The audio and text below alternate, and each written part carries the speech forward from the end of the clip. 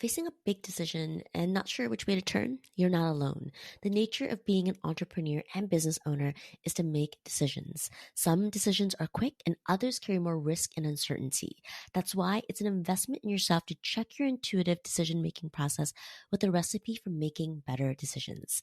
This 12-step process has helped me support an agency owner in selling and exiting his business and serve as a strategic thought partner to multiple 6- and 7-figure agency owners.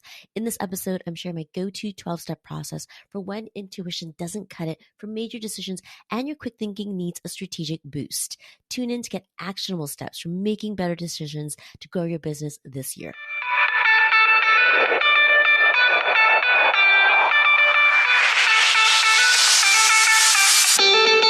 Welcome to the Small But Mighty Agency Podcast. If you're a marketer, a consultant, or a creative who's on the journey of growing from solopreneur to agency owner, follow along because I pull back the curtains on the realities of growing and running a scalable service-based business and building a lean team. I'm your host, Audrey Joy Kwan.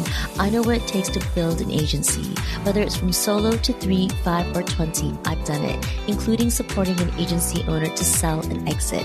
I've coached and consulted over 120 marketers, creatives, and consultants, and I've been behind the scenes of 7-figure businesses. I also have a master's degree in communications, specializing in organizational development. All this to say, I know what it takes to grow, lead, and operate a multiple 6- and 7-figure small but mighty agency. And here on this podcast is where we'll dive right in. Hey friends, Happy New Year. I'm excited to dive into 2024. This year, our podcast will be showing up with new episodes weekly. Yes, we're going from bi-weekly to weekly to do more series-based content and dive deeper into topics. Plus, we'll continue to bring you interviews along the way from agency owners with insights we want you to experience. Speaking of series, this January, we're going into a series on making better decisions in your business. As a business owner, the one thing you never stop doing is making decisions, and investing time into making better ones has an impact now and forever. So instead of telling you what to think, I'd like to step back into my master's degree in communication and connect you to one of the most advantageous leadership development skills for your business. That's how to make better decisions. January is filled with hope, aspirations, and a sense of new beginnings. It's a month of making new goals, evaluating opportunities and risk, and having renewed plans. All of these require good decision making to grow a highly profitable and sustainable business. Most people I work with feel like they go through the decision-making process intuitively. And if you've been making decisions for your business for years, that's natural. It's hard to look inside your brain and break down how you make every decision. And that's not the point. You make small decisions daily and then big ones that require more processing and feel more risky and uncertain. I want to address the bigger decisions. When your business relies on you to make consistent strategic decisions, it's an investment to check your intuitive decision-making process with an actual recipe for making better decisions. Why? Well, we're often biased by factors that lead to poor decisions without even knowing it, especially when a decision has emotional influences. We're all susceptible to cognitive and confirmation biases. It sounds like jargon, but these communication theory concepts impact your decision making. When I see these pop up for my clients, I call them out. But before I explore the things that lead to less than optimal outcomes in decision making for your business, I want to share the process for making better decisions. This check-in will help you gain insights and perspectives you might overlook when making big decisions. Here's the process. It's 12 steps broken down into bite-sized doable actions. I did consider sharing this as 10 instead of 12 steps by combining number 2 and number 3 and then combining number 5 and 6. But I really think 12 bite-sized steps will be more actionable and easier for you to cross-check any decisions you are making right now. So here we go. Number 1, define the problem clearly. In other words, don't solve for the symptom, solve for the root of the problem. When you solve the root of the problem, you naturally solve the symptoms. And when the problem is clear, so is the why behind the decision. Number 2, gather information. Collect relevant data, research, and insights from various sources to inform your decision. The key is using multiple sources, including research you might disagree with to give you more depth.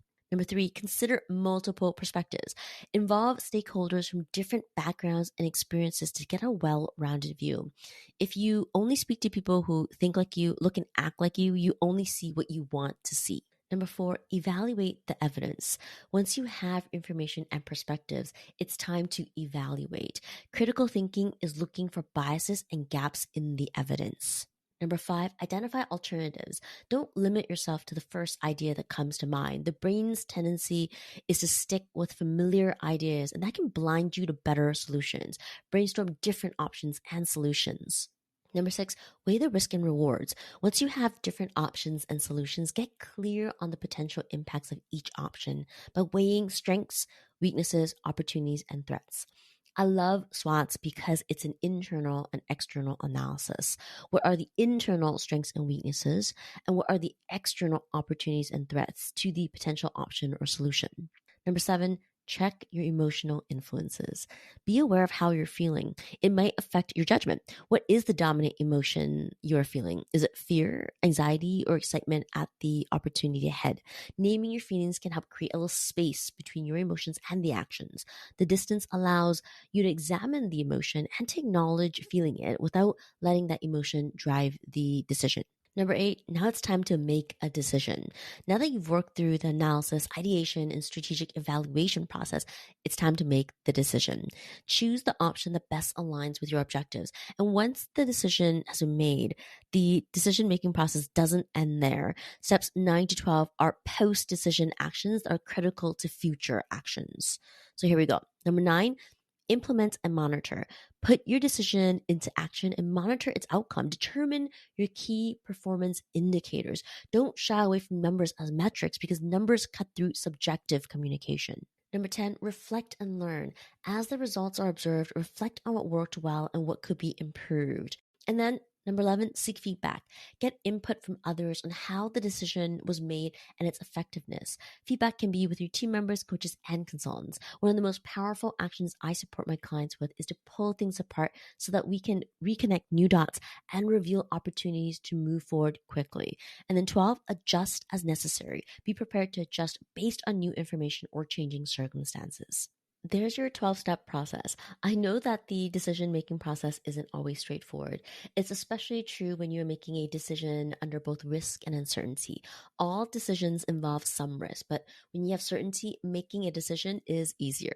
Risk is when you are unsure what can happen, but you know the likelihood of the outcome because you have enough information to know the possible results of the decision.